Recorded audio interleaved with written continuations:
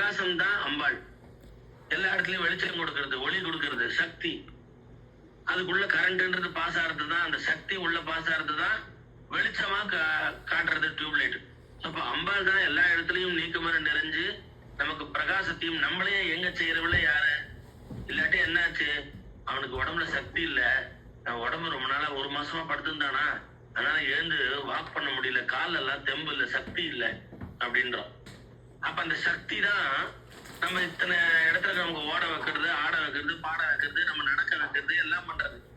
சக்தி இல்லைன்னா கடைசியில என்ன சொல்றா, கடைசி காலத்துல சவம் அப்படின்றா. சவம் அப்படின்ற சவம்னு என்ன, நம்ம தமிழ்ல சவம் சொன்னா டெட் பாடி. அப்ப அதுக்கு உள்ளுக்குள்ள இருக்கிற உயிர்ன்றதுதான் சக்தி, அதான் அம்பாள். சோ அம்பாளோட ஆசீர்வாதம், அம்பாள் இல்லைன்னா நாம எல்லாம் இல்லவே இல்லை. அவள் தான் நம்மளை இயக்கின்னு இருக்கா, அவள் தான் சிவன், அவள் தான் அம்பாள், அவள் தான் பெருமாள், அவள் தான் எல்லாமே. அப்பய தீட்சிதர் சொன்ன மாதிரி ரத்னத்திரைய பரீட்ச அம்பாள் சிவன் பெருமாள் 3 பேரும் ஒண்ணு அப்படின்னு பெரிய பெரிய மகான் வாஜபேயி யாகம் பண்ணவர் அப்பய தீட்சிதர். அப்ப அந்த மாதிரி நம்ம அம்பாள் இல்லைன்னா அணுவுக்கு மனுவாய் அப்பாலுக்கு அப்பாலாய் நம்ம விநாயகர் ரகவல்ல சொல்றோம். அப்படியா அத்தனையுமாவும் இருக்கிறது யாருன்னா அந்த திவ்ய சக்தி. அந்த திவ்ய சக்தி இருக்கிறதுனால்தான் ஒவ்வொருத்தருமே பிரகாசிச்சுட்டு இருக்கோம், பேசுறோம், ஆடுறோம், பாடுறோம், பெரிய சயின்டிஸ்ட்ன்றோம், பெரிய டாக்டர்ன்றோம். அப்புறம் அந்த பெரிய சயின்டிஸ்ட் இப்ப அப்துல் கலாம் மாதிரி நல்ல பேர் எடுத்தவர், எல்லாத்தையும் நல்ல பேர் எடுத்தவர். இப்ப அப்துல் கலாம் அந்த பிராணன் ஒண்ணு போயிட்ட அப்புறம் அப்துல் கலாம் மதப்படி அடக்கம் பண்ணியாச்சு. அப்ப பெரிய சயின்டிஸ்ட் என்னாச்சு, இப்போ சாமியா அப்படியே அடக்கம் பண்ணியாச்சு, சமமா ஆயாச்சு. அப்ப அவரு பிரகாசிச்சுட்டு இருந்தாரு, எல்லாருக்கும் ஒரு நல்ல ஒரு பிடிச்சவரா இருந்தார். அப்படின்னா அவர் உடம்புக்குள்ள ஓடின அந்த சக்தி தான், அம்பாள் தான், உயிர் தான். அதான் உயிர் நாடி. நம்மளுக்கு எல்லாருக்கும் உயிர் நாடி பேச்சு தன்மையை கொடுக்குறா. இப்ப பேசுற தன்மை இல்லைன்னா நான் பேச முடியாது. உள்ளிருந்து பேசுறது யாரு, அதுவும் அந்த ஜெகன் மாதா தான். சோ ஒவ்வொருத்தருக்குள்ளயும் ஒரு செயலாற்றுறது யாரு அப்படின்னா அது அம்பாள். சோ அதுதான் சக்தி. சோ நம்மள அந்த தெய்வீகமான சக்தியை வழிபாடு பண்ணும்போது ஆதிபராக சக்தி என்ன பண்றா, அவதான் பிரம்மா விஷ்ணு மகேஸ்வரா வரா, அவதான் துர்கா லட்சுமி சரஸ்வதியா வரா. சோ இப்ப எல்லா மாவும் இருக்கிறது, ஸ்கந்தனும் அவதான், கணேசனும் அவதான். அப்போ எல்லா மாவும் இருக்கிறது யாரு அப்படின்னா சாக்ஷாத் இந்த ராஜராஜேஸ்வரி தான், லலிதாம்பிகை தான். சோ அப்படிப்பட்ட அந்த சக்தியை உபாசனை பண்ணும் பொழுது எனக்கே ஒரு தெம்பு வருதுப்பா, சக்தி வருதுப்பா. ஆஸ்பத்திரியில படுத்திருந்தவன் ட்ரிப்ஸ் ஏறின உடனே அவனுக்கே அவனுக்கு பிரஜை வருது, கண்ணு திறந்து பாக்குறான். ஏன்னா உயிருக்கு அப்பதான் ஏதோ ஒரு ஆகாரம் போகும்போது ட்ரிப்ஸ் மூலியமா அவனுக்கு கண்ணை திறந்து பாக்குற மாதிரி கண்ணு முழிச்சுட்டாரு அப்படின்றா. அப்புறம் அவனுக்கு நடக்கிறதுக்கு பிராக்டிஸ் கொடுக்குறான். கொஞ்சம் கொஞ்சமா இத்தனை நாளா படுத்திருந்தவனுக்கு நடக்க முடியல. அப்புறம் ஆகாரம் எல்லாம் உள்ள போறது, போக போக போக ஐ எம் நார்மல் அப்படின்றான். ஸோ வீட்டுக்கு டிஸ்சார்ஜ் ஆகி இப்போ அனுப்பிச்சுடுறான். வீட்டுல எக்ஸசைஸ் தான் கொஞ்சம் பண்ணி அப்புறம் இத்தனை நாள் லீவ் போட்ட ஆபீஸ் சார் இந்த மாதிரி ஆப்ரேஷன் ஆயிருந்தது, அவர் ரொம்ப நினைவே இல்லாம இருந்தாரு, அப்படியே ஒருவேளை போயிட்டாரோன்னு கூட பயந்துட்டோம், அப்படி இருந்தாரு. இப்ப கொஞ்சம் நார்மல் ஆகி திருப்பி ஆபீஸ்க்கு போறாரு, பஸ்ல ஏறி போறாரு, இல்ல காரை வச்சுன்னு வராரு ஏதோ. அப்ப அந்த சக்தி இருந்து உள்ள வர ஆரம்பிச்சு அவருக்கு சக்தி வேலை செய்ய ஆரம்பிச்ச உடனே நார்மல் ரொட்டீன் லைஃப லீட் பண்ணின்னு போறார். ஸோ அப்ப எல்லாமே எல்லாமாவும் நம்மளை செய்ய வச்சு நம்மள இந்த ஜீவனை நடத்தி அடிச்சு அழிச்சுன்னு போறது, நம்மள பேச வைக்கிறது, நம்மள பாட வைக்கிறது, நம்மள ஒன்னொன்னுமா செய்யறது எல்லாமே அம்பான்ற சக்தி தான். அந்த சக்தி தான் நமக்கு பேட்டரி. ஸோ அந்த பேட்டரி இல்லைன்னா பொம்மை எப்படி கை கால ஆட்டாதோ நம்ம ஒண்ணுமே இல்லாம போயிடும். ஸோ அதை புரிஞ்சுட்டோம்னா அந்த தெய்வீகத்துக்கிட்ட நம்மள சரணாகதி அடைஞ்சு, அம்மா என் செயல் எதுவுமே இல்லை, அனைத்தும் உன் செயல் தான்மா, நான் பேசினேன், நான் பண்ணேன், நான் பாடினேன், நான் படிச்சேன், நான் சிஏ முடிச்சிருக்கேன், நான் இன்ஜினியரிங் முடிச்சிருக்கேன், நான்றதே இல்ல, நான்றது இங்க செத்து போச்சுமா, நான் உன் பாதத்துல என்ன சரணாகதி அடைஞ்சேம்மா அப்படின்னு சொல்லி சிம்ஹாசனேஸ்வரியை நமஹ, லலிதாயை நமஹ, மகாராஜ்ஞை நமஹ, வராங்குசாயை நமஹ, இப்படி ராமகிருஷ்ண பரமஹம்சர் தன் மனைவியை வச்சு பூஜை பண்றாரு. இவதான் என்னோட சக்தி. சாரதாம்பாள் சாதாரணம் இல்லை. யாராவது என்ன திட்டினாலும் நான் கவலைப்பட மாட்டேன், என்ன பைத்தியக்காரன் சொன்னாலும் கவலைப்பட மாட்டேன். இந்த சக்தியை யாராவது பேசினா எனக்கு கடும் கோபத்துக்கு ஆளாயிடுவேன். இந்த சக்தி ஜெகன்மாதா தான் இங்க எனக்கு சாரதையா வந்திருக்கு அப்படின்னு தன் மனைவிய, அதாவது உலகத்துல மாற்றான் மனைவியை கூட தப்பா பாக்குற ராவணன் பார்த்தான். தப்பான எண்ணத்துல பார்த்தான். நம்ம எல்லாம் உள்ளுக்குள்ள எத்தனை ராவணன் இருக்கான்னு தெரியல நமக்குள்ளுக்குள்ள. அப்போ அந்த மாற்றான் மனைவி இல்ல, தன் மனைவிய கூட, அதுவும் இவ்வளவு யங்கான இளமையான இவரோட பல வயசு சின்ன பொண்ணான, அதுவும் அழகு சொற்ற அழகா இருக்கிற சாரதாம்பாள, என் அம்மா வந்திருக்கா இந்த ரூபத்துல, சாரதாம்பாள் யாருன்னா என் ஜெகன்மாதா அப்படின்னு சொல்லி சிம்ஹாசனேஸ்வரி நமகாவோம் லலிதாயி நமகாவோம் அப்படின்னு பூஜை பண்ண அந்த ராமகிருஷ்ண பரமேஸ்வரோட குணமானது நமக்கெல்லாம் வராதா? அவரோட பக்தியானது நமக்கெல்லாம் வராதா? அந்த பக்குவமான மனப்பக்குவம் நமக்கெல்லாம் வராதா? ஞானமானது நமக்கெல்லாம் வராதா? சோ நம்ம எப்படி உயர்ந்து போவோம் அப்படின்னா, குணம் உயர்ந்தாதான் நம்ம இறைவனோட நிறையறையா நெருங்குவோம். இறைவனை நெருங்கிறதுக்கு உனக்கு லலிதா சாஸ்திரம் சொல்ல தெரிஞ்சிருக்கணும்னு அவசியம் இல்ல. இறைவனை அடைய உனக்கு சௌந்தர்ய லகரி சொல்ல தெரியணும்னு அவசியம் இல்ல. இதெல்லாம் தெரிஞ்சிருந்தா அது ஒரு குவாலிட்டி, தப்பு இல்ல. ஆனா அந்த அம்மா கிட்ட காதலாகி கசிந்து கண்ணீர் மல்க தெரியணும். கண்ண ஜலத்தோட அம்மா கிட்ட பேச தெரியணும். அம்மா, எனக்கு நீ ஒன்ன விட்டா வேற யாரும்மா? இந்த ஜென்மால மட்டும் நீ அம்மா இல்லம்மா, என்னோட ஒவ்வொரு பிறப்புக்கும் நீதானேம்மா தாய். இந்த ஜென்மால அம்மா, இப்ப நம்ம பூலோகத்து அம்மா, நமக்கு யாராவது அம்மா இருக்கலாம், ஒவ்வொருத்தருக்கும் ஒரு அம்மா இருக்கலாம். இந்த ஜென்மால ஆனா எல்லா பிறப்பும் எனக்கு அம்மா நீதானேம்மா. என்னை படைத்தவள், என்னை காத்து இருக்கிறவள், என் கூட இன்னும் துணையா இருக்கிறவள் எங்க அம்மா நீதானேம்மா. உன்னை விட்டா நான் எங்கம்மா போவேன்? எனக்கு உன்னோட கருணை பார்வை என் மேல படக்கூடாதா? நான் முன்னாடியே ஒரு நாள் கூட சொன்னேன், 1000 கண் உடையாள்னு ஒண்ணு சொல்லுவாளே, ஒரு கண்ணால கடாட்சம், இந்த காமாட்சி அப்படின்னு சொல்ற ஆக்ஷி, மீனாட்சி, விசாலாட்சி, அந்த கண்கள் கருணை பொங்குற கண்கள் அம்மாவோட கண்கள். அதால என்ன பார்க்க மாட்டியா? வேணான்னு விட்டுட்டியோம்மா. என் மேல வேண்டாம், இந்த பிள்ளை வேண்டான்னு விட்டுட்டியோ, இவன் எனக்கு வேண்டான்னு உதறி தள்ளிட்டியோ, 1000 உத்தம பிள்ளைகள் இருக்கும்போது இந்த பிள்ளை எனக்கு வேண்டான்னு சொல்லிட்டியோ. அப்படி ஒரு தாய் விடுவாளா? தாய் தள்ளி விடுவாளா யாரையாவது? அத்தனை பிள்ளை பெத்தாலும் உண்மையிலேயே பார்த்தேன்னா நல்ல படிக்கிற பிள்ளை எல்லாம் இருக்கா. கலெக்டருக்கு படிச்ச பையன், டாக்டருக்கு படிச்ச பையன் அப்படின்னு ஒவ்வொரு பிள்ளையும் பெருசு பெருசா படிச்சது. ஒரு பிள்ளை என்ன போல பிள்ளை வீட்டு வேலை பண்ணிட்டு இருக்க அம்மாவோட கூட. அப்ப அம்மாவுக்கு ஒரு விசாரம், அவன் மூத்தவன் கலெக்டரு, அவன் பழிச்சுருவான். சின்னவன் டாக்டருக்கு படிச்சிருக்கான், அவனும் பழிச்சுருவான். இது என்ன விட்டா வேற யாரு இதுக்கு சாப்பாடு போடுவா? எதிர்காலத்துல என்னோட காலம் முடிஞ்சப்பறம் இது யாரு பாத்துப்பா அப்படின்னு அந்த அம்மாக்கு விசாரம். மூத்தவனை கூப்பிட்டு சொல்றாங்க, இந்த வர்றா, என் காலம் முடிஞ்ச அப்புறம் கூட தம்பிய கை விட்டுடாதரா, அவனுக்கு ஒண்ணுமே தெரியாதுரா. அம்மா அம்மான்னு என்ன பின்னாடியே சுத்தின்னு இருந்துட்டு படிக்காம விட்டுட்டான்டா அப்படின்னு அவளோட மனசு முழுக்க. பெரியவன் அவன் பழிச்சுப்பான், அவனுக்கு படிப்பு இருக்கு, பதவி இருக்கு. சின்னவன் அவனுக்கு பதவி படிப்பு இருக்கு, டாக்டருக்கு படிச்சிருக்கான், அவனோட பொசிஷன் அவன் பார்த்துப்பான், அவனை பழிச்சுப்பான். இவன் எப்படி பழிச்சுப்பான்? அந்த தாயோட எண்ணம், இந்த பூலோகத்துல இருக்கிற தாயோட எண்ணம் இந்த குழந்தை மேலேயே இருக்குமே. அப்படி இருக்கும்போது என்ன பல ஜென்மங்களா பார்த்துட்டு இருக்கிற ஜெகன்மாதா நீ, உனக்கு என் மேலதானே எண்ணம் இருக்கணும், அதானே சரி. உன்னோட நினைப்பு வேற எங்கேயோ இருக்கலாமா? இந்த மக்கு பிள்ளை மேலதானே உன்னோட கவனம் இருக்கணும். இவனை யார் காப்பாத்துவான்னு நினைச்சுட்டு நீ தள்ளி விடுற. யாரோ ஒருத்தர் இவனை பாத்துருவான்னு நீ நினைச்சுட்டு இருக்கியா? உன்னை விட்டா உன்ன மாதிரி பாத்துக்கிறதுக்கு வேற யாரு இருக்கா? உன்ன மாதிரி என் மேல பிரியம் காட்டுறதுக்கு யாரு இருக்காம்மா? என்னை தள்ளி விடாத, வேண்டான்னு சொல்லிடாத, நீதாம்மா காப்பாத்தணும். தஞ்சம் என்றே அடைந்தேன் தாயே உன் சேய் நான், ரஞ்சனியே ரட்சிப்பாய் கெஞ்சுகிறேன் அம்மா.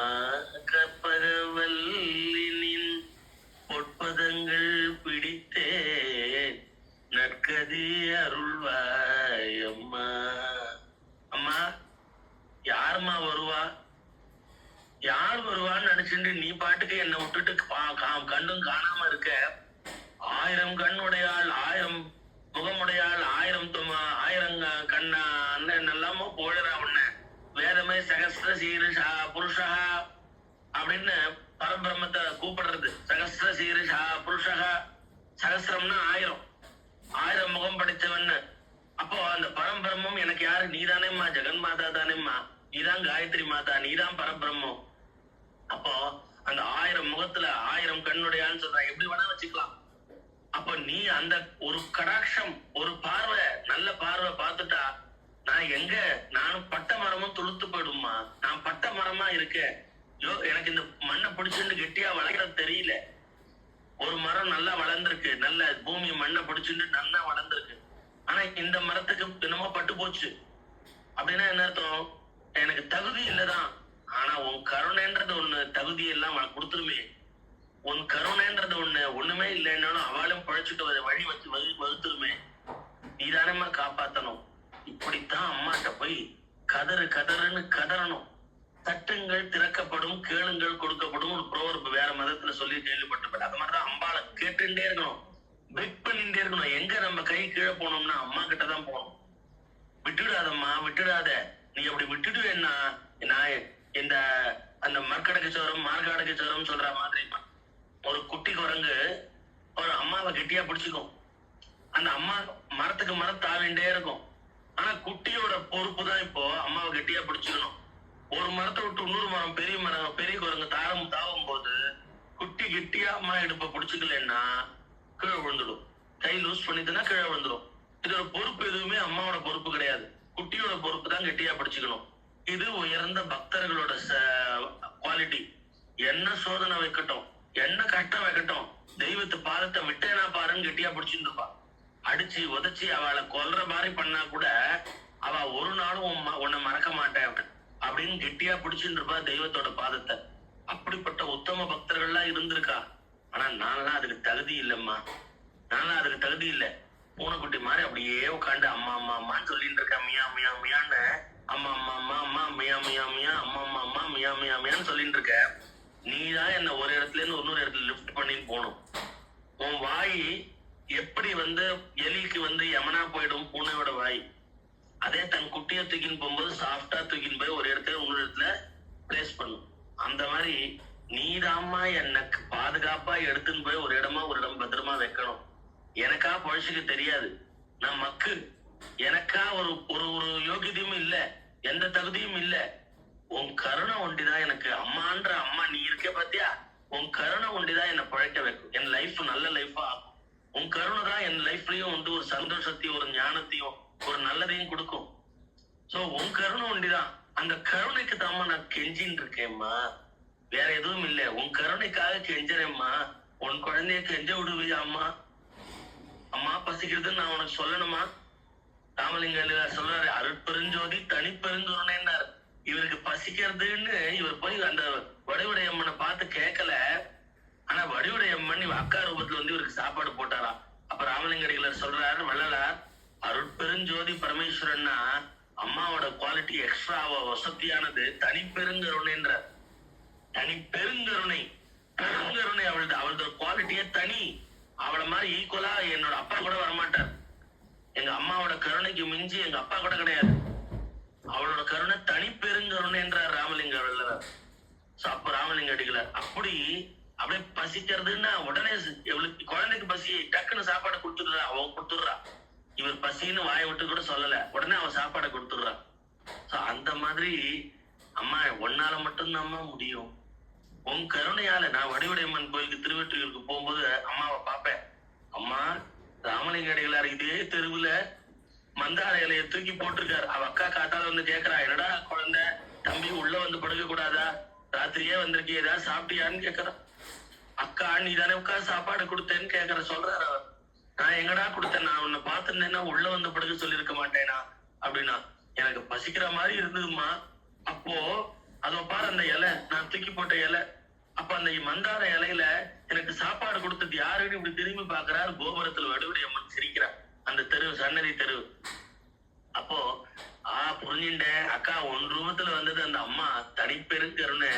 குழந்தைக்கு பசிக்குமேன்னு அவ சாப்பாடு கொடுத்துருக்கா, தனிப்பெருங்கருணை. அப்படிப்பட்ட ராமலிங்கம் அடிகளார், அப்படிப்பட்ட வடிவுடையம்மன். நாங்க வடிவுடையம்மனை போய் பார்க்கும்போது திருவொத்தியூர்ல அம்மாட்ட, அம்மா இப்படி ஒரு கருணமயமானவள் ஆச்சே நீ, அந்த புட்டிடம் கொண்ட பெருமான் அப்படின்னு சொல்லி பரமேஸ்வரனுக்கு பேராங்க, பல்மீகநாதர் பேர், புற்றிடம் கொண்ட பெருமான். அப்படிப்பட்ட பரமேஸ்வரனோட கருணைன்றது ஒன்னாலதான் அவரும் அப்படி கருணை காட்ட ஆரம்பிச்சுட்டார். பரமேஸ்வரனும் கிருபையா பண்ண ஆரம்பிச்சுட்டாருன்னா எங்க அம்மா நீ பக்கத்துல இருக்கிறதுனாலதான். அப்பாவும் அவ்வளவு பாசமா நம்ம மேல இருக்கான்னா அம்மாவோட அந்த அன்பு அப்பாவுக்கும் சேர்த்து ஒட்டின்னு இருக்கு. ஏன்னா அப்பா ஸ்ட்ரிக்ட் மாஸ்டர், தப்புன்னா தப்பு, ரைட்டுன்னா ரைட்டு அப்படின்னு நியாயமா பேசக்கூடியவர். ஆனா அவரும் அந்த ருத்ர முகத்தை விட்டுட்டு சாந்த முகத்தார எனக்கு அனுகிரகம் பண்றாருன்னா அது அம்மா நீ பக்கத்துல இருக்கிறதுனால தானே, நீ உன்னோட கிருபையினால தானே, வடிவுடைய அம்மனோட கிருபையினாலதான் அந்த பரமேஸ்வரன் என்கிட்ட குழந்தை வாழான்னு ஆசையா இருக்காரு. எங்க அப்பாவும் எங்க அப்பா என்னை பார்த்து சிரிச்சு பேசினான். ஐயோ எவ்வளவு பெரிய சந்தோஷம், என்ன திட்டுவாரோ, நான் எப்ப பாரு தப்பு பண்றவன், தப்ப பார்த்துட்டு என்ன திட்டுவாரோ, டே இதை ஏன்டா தப்பு பண்ண, இது ஏன்டா அப்படி பண்ணேன்னு திட்டுவாரோன்னு பயந்துட்டே இருந்தேன். ஆனா அவரும் சிரிச்ச முகத்துல வாடா குழந்தைன்னா அது எதனால தெரியுமாம்மா, உன் குவாலிட்டி அவருக்கு ஒட்டின்னு இருக்கு, உன்னோட அந்த கருணை எங்க அப்பாவுக்கு சேர்த்து ஒட்டின்னு இருக்கு. வடிவுடைய அம்மா நீ கருணமயமானவள் இல்லையா? அதே கோயில வட்டப்பாறை அம்மன் இருக்கு, காளி அம்மன் இருக்கா, அவதான் வடிவுடைய அம்மன். ராஜாக்கள்லாம் அந்த வட்டப்பாறை அம்மனை வேண்டின்னு தான் எல்லாம் ஜெயிச்சா. தியாகராஜர் வந்து அந்த வடிவுடைய அம்மனை பாடி இருக்கார் திருவொற்றியூர்ல. அவ்வளவு விசேஷமான கோயில். தியாகராஜர் வந்து பாடியிருக்கார், பெரிய பெரிய மகான்கள்லாம் வந்து பாடியிருக்கார், பக்தர்கள்லாம் வந்து பாடியிருக்கார். அப்படி பட்டினத்தார் வந்திருக்கார், ராமலிங்கடிகளார் வந்திருக்காரு, பெரிய பெரிய மகான்கள்லாம் வடிவுடைய அம்மனை பாடியிருக்கார். அப்படி ஒரு கருணை, அம்மா கருணை, அது அம்மாவோட கருணைக்கு மிஞ்சி வேற என்ன உண்டு? சோ இப்படிப்பட்ட தெய்வத்துக்கிட்டயே ஒரு அன்பு நம்ம வாங்கிக்க முடியலன்னா நம்ம எவ்வளவு அசத்து. இவ்வளவு கருணை உள்ளவா சார் அவர் கர்ணன் சார் கொடுக்கறதுல. நீ போனி அப்ப உனக்கு ஏதாவது கொடுத்தாரா சார்? அதை கேட்காதீங்க சார். என்னப்பா அவர் கொடுக்கறதுல கர்ணன் சொன்ன, இப்ப யாருக்குமே வானான்னு சொல்லாம அப்படி அள்ளி அள்ளி கொடுக்கறவர் தானே நீ சொல்றது உன்னோட ஸ்டேட்மெண்ட். ஆமாங்க சார் அவர் கொடுக்கறதுல கர்ணன், யாரு கேட்டாலும் எதுவுமே இல்லைன்னு சொல்ல மாட்டார். அப்ப நீ போய் ஏதோ ஒண்ணு வேணும்னு கேட்டு போனி அவரை தேடி. இல்ல சார் என்னோட பேட் லக். சோ இந்த மாதிரி கொடுக்கறதுல கர்ணனா இருந்தாலும் நம்மளோட பேட் லக்கு அந்த கர்ணன் டைட்டில் கூட வாங்கிக்க முடியலன்னா இதோட தலையெழுத்து என்ன பேடு சொல்லுங்க, இதோட மோசம் என்ன தலையெழுத்து? அந்த மாதிரி என் ஜெகன்மாதா கொடுக்கறதுல கர்ணன், ஆனா என்னோட லக்கு பேட் லக்குன்னு அவ சொல்ல விட மாட்டா. என் வாயிலேன்னு அந்த வார்த்தையை வர விட மாட்டா. ஏன்னா பேட் லக் எல்லாம் குட் லக்கா மாத்துறவ என்னோட காளிமா. ஒரு நாள் என்ன கீழே விழ வச்சிட மாட்டா. அச்சமில்லை அச்சமில்லை அச்சம் என்பதில்லையே, நான் உச்சி மீது வானிலிருந்து விழுகின்ற போதிலும் பேசிட்டே இருக்கிறவன அப்படியே கீழே விழுந்துட்டு சே நான் அவ்வளவு வீரவசனம் எல்லாம் பேசினேன், நீங்க விழுந்து கிடக்குறேன்னு என்னை விழ வைக்க மாட்டா எங்க அம்மா. அவளோட கருணையானது அவ்வளவு அபாரமானது, அவளோட கருணையானது அவ்வளவு வசதியானது. இத புரிஞ்சுண்டா நம்ம அம்மா அம்மா அம்மான்ட்டு அம்மாவோட பக்தி. ஏன்னா அம்மாவோட அனுகிரகத்துலதான் அந்த ஐயனும் ஓடி வருவார், அப்பனும் ஓடி வருவார். அம்மாவோட ஒரு சிபாரிசுனாலதான் அப்பா ஒரு நம்ம எஸ்கேஷன் போய் கேட்கிறோம். அப்பாட்ட போய் கேட்டா அதெல்லாம் படிப்பை கவனிடா எஸ்கேஷன் பைசாவை கேட்டு வாங்கிட்டு இருக்க, எப்ப பாரு உங்க ஸ்கூலுக்கும் வேற இல்லை உனக்கும் வேற இல்லைன்னு. அம்மா ப்ளீஸ்மா ஃப்ரெண்ட்ஸ் எல்லாம் போறாங்கம்மா, நீ பேசாம போ நான் பாத்துக்கிறேன். அப்ப அப்பாவோட சாதாரணமா இருக்கிற சமயத்துல, அப்பா ரொம்ப இதுவா இருக்கிற சமயத்துல குழந்தை போயிட்டு வரட்டும், நீ சுமாரு அதெல்லாம் முடியும், நீங்க பேசாம இருங்க. பாவம் எல்லா ஃப்ரெண்ட்ஸும் போகும்போது அவன் மட்டும் எப்படி இந்த வாட்டி போயிட்டு வரட்டும், அடுத்த வாட்டி படிச்சுட்டு போறான், போயிட்டு வந்துட்டு படிக்கிறான். டேய் சரி போறியா, நீ பா ஒழுங்கு அப்புறம் வந்து படிக்கணும் சரியா? அப்பா இருக்கு நம்மள மிரட்டுற மாதிரி. அம்மா சூப்பர்மா, எப்படியோ அப்பாட்ட பர்மிஷன் வாங்கிட்டேன். இதான் அம்மா, இதுதான் ஜெகன்மாதா. மக்கள் பிள்ளை படிப்புல கான்சன்ட்ரேட் பண்ணி ஊரெல்லாம் சுத்த வேணாம், ஒன்னும் பைசா வேஸ்ட் பண்ண வேணாம்னு சொல்ற அப்பா ஸ்ட்ரிக்ட் மாஸ்டர். ஆனா எங்க அம்மா இருக்காளே அந்த அப்பாவையும் ஓகே சொல்ல வச்சு அப்பா பேக்கெட்ல இருந்து பைசாவையும் எடுத்து கொடுத்து வச்சிருவோம் எங்க அம்மா. இது தாய்மையோட ஒரு சிறப்பு. அந்த தாய்க்கெல்லாம் தாயா இருக்கிற ஜெகன்மாதா எவ்வளவு கருணை. அவதான் ராஜராஜேஸ்வரி, அவதான் லலிதாம்பிகா, அவதான் வாராகி, அவதான் பாலா, அவதான் எல்லாமே. அவளை கூப்பிட்டா காளிமான்னு கூப்பிட்டா ஓடி வராம எப்படி போயிடுவோம், எப்படி கை விட்டுருவோம்? இதுதான் ஒவ்வொரு ஜீவனும் புரிஞ்சுக்கணும். அந்த பூமியில பிறந்த ஒவ்வொரு ஜீவனுக்கும் அவ அம்மா. எல்லாத்துக்கும் ஜெகன்மாதா அவதான். இந்த ஜென்மா மட்டும் இல்ல, நம்மளோட ஒவ்வொரு ஜென்மாலையும் அவதான் அம்மா. காளிமாதா, ராஜராஜேஸ்வரி தான், பார்வதி தான் நமக்கு அம்மா, பரமேஸ்வரன் தான் அப்பா. அதுதான் நம்ம இவர் சொல்ற காளிதாசர், வாகர்த்தாவிய சம்பிருத்தோ ஆகர்த்த பிரதிபக்தையே ஜெகத பிதரோ வந்தே பார்வதி பரமேஸ்வரன். ஜெகத்துக்கெல்லாம் தாய் தந்தையான அந்த பார்வதி பரமேஸ்வரால்கிட்ட சரணாகதி அடைன்றார். ரகுவம்சம் தான் எழுத போறார். ரகுவம்சம்ன்றது ராமனோட கதை. அதை எழுத போறவர் ஃபர்ஸ்ட் ஸ்லோகமா பார்வதி பரமேஸ்வராவுக்கு சல்யூட்னு அடிக்கிறாரு. ஏன்னா ஆடு மேய்ச்சிருந்த அவரை காளிதாசனா கவித்துவம் வருது. நம்ம இப்ப சான்ஸ்கிரிட் கத்துக்கணும்னா காளிதாசனை பத்தி படிக்காம இருக்கவே முடியாது. சான்ஸ்கிரிட்ல சிரோன்மணின்னு ஒரு பட்டம் இருக்கு, அது வாங்கணும்னா காளிதாசனோட காவியத்தை படிக்காம இருக்க முடியாது. ரகுவம்சம், மேகதூதம், சியாமலா தண்டகம்ன்றது சோஸ்திரம் பண்ணார். அடுத்தது இது சாகுந்தலம், இதெல்லாம் படிக்கணும். இதெல்லாம் காளிதாசனோட கவி, அவ்வளவு அளவுக்கு கவி, பெரிய கவி. அவர் காளிதாசன் ஒரு வாட்டி ரோட்ல போகும்பொழுது ராஜா என்னமோ சொல்லிட்டான், இன்னைக்கு கேக்க கேக்கானு வர மாதிரி ஒரு ஸ்லோகம் பண்ணிட்டு வரணும்னு. கேக்க கேக்கானு எண்டின்னு எப்படி இருக்கும்னு தெரியல அவருக்கு. காளிதாசனுக்கு மண்டையை குடைச்சுக்கிறார், காளி எல்லாம் வேண்டிக்கிறார். சரி, அரண்மனைக்கு போயானும் டைம் ஆயிடுது, சரின்னு கிளம்பிட்டார். கவி ஒன்னும் எழுதவே இல்லை. இவர் ஒரு நாளும் அந்த மாதிரி போனதே இல்லை, வெறுங்கையோட போனதே இல்லை கவி எழுதாம. இன்னைக்கு அந்த மாதிரி கிளம்பிட்டாரு. காளிமா அப்படின்னு வேண்டிண்டே கிளம்பிட்டேன், நீயே பாத்துக்கோ. இன்னைக்கு நான் இப்ப ஆபீஸ்க்கு சில பேர் போறா, ஏதோ ஒரு பிரச்சனை, அந்த பிரச்சனையை எப்படி ஃபேஸ் பண்றதுன்னு தெரியல. அப்போ அம்மா நீயே துணைவாமான்னு சொல்லிட்டு போனா அந்த பிரச்சனைக்கு ஒரு வழி கிடைச்சிடும், அம்மா பாத்துப்பா. அந்த மாதிரி காளிதாசர் இப்படி ரோட்ல வரும்போது, ரோட்ல ஏதோ ஒரு பொண்ணு ஸ்லேட்டு பல்பத்தோட போயிட்டு இருக்கு, அதுல ஏதோ எழுதி இருக்கு. உடனே இவர் கேக்குறார், காத்துவம்பாலே அப்படின்றார். உடனே அந்த பொண்ணு சொல்றது காஞ்சனமாலா, அந்த பொண்ணு பேர் சொல்றது. கஸ்யா புத்ரி, நீ யாரோட பொண்ணு? அவ சொல்றது கனகன தாயா அப்படின்னு அவன் அம்மா பேர் சொல்றது.